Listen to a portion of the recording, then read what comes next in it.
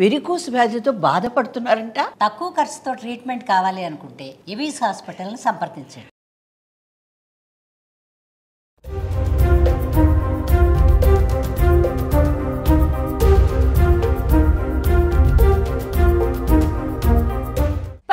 ఉగ్ర దాడికి భారత్ ప్రతీకార చర్యలను ప్రారంభించింది. ఆపరేషన్ సింధూర్ పేరుతో ఉగ్ర స్థావరాలపై మెరుపు దాడులు చేపట్టింది. ఈ చర్యపై యావత్ భారత్ హర్షాతిరేకలను వ్యక్తం చేస్తోంది.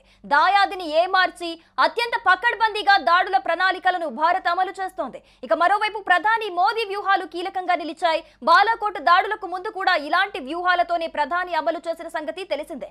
దాడులకు ముందు ప్రశాంతమైన ప్రవర్తనతో దాయాదిని మరోసారి ఏమార్చి దాడి చేశారు.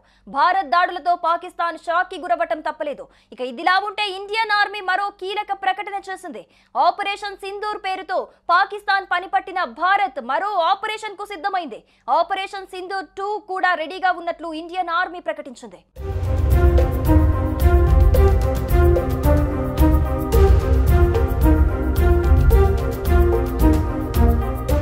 ఆపరేషన్ సింధూర్ పై ప్రధాని మోదీ అధ్యక్షతన భద్రతా వ్యవహారాల కమిటీ భేటీ అయింది. రక్షణ శాఖ మంత్రి రాజ్నాథ్ సింగ్, కేంద్ర హోంమంత్రి అమిత్ షా ఆపరేషన్ సింధూర్ వివరాలను మోదీకి వివరిస్తున్నారు.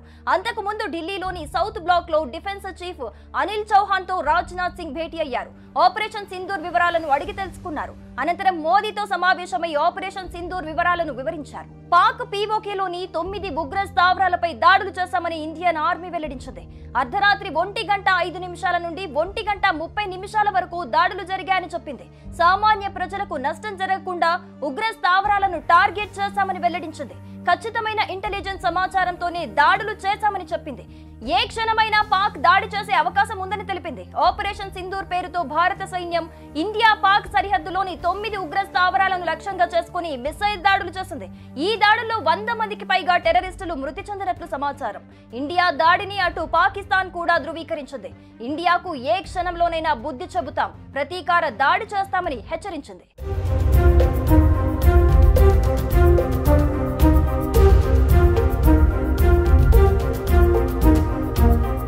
పాకిస్తాన్లోని ఉగ్ర స్థావరాలపై భారత్ చేపట్టిన ఆపరేషన్ సింధూర్ పై భారత త్రివిధ దళాల అధికారులు స్పందించారు. మీడియాతో మాట్లాడుతూ గతంలో పార్లమెంటుపై దాడి నుంచి తాజాగా జరిగిన పహల్గాం దాడి వరకు మొత్తం 350 మంది పౌరులు మృతి చెందారని చెప్పారు. అలాగే 600 మందికి పైగా సైనికులు మృతి చెందారన్నారు.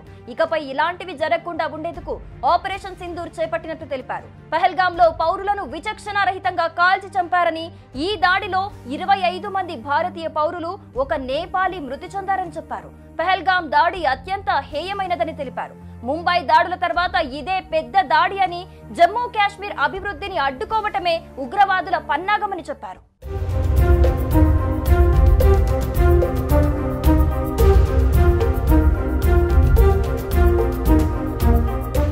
సుమన్ టీవీలో మీ పర్సనల్ అండ్ బిజినెస్ ప్రమోషన్స్ కోసం కింది నెంబర్కి కాంటాక్ట్ చేయండి.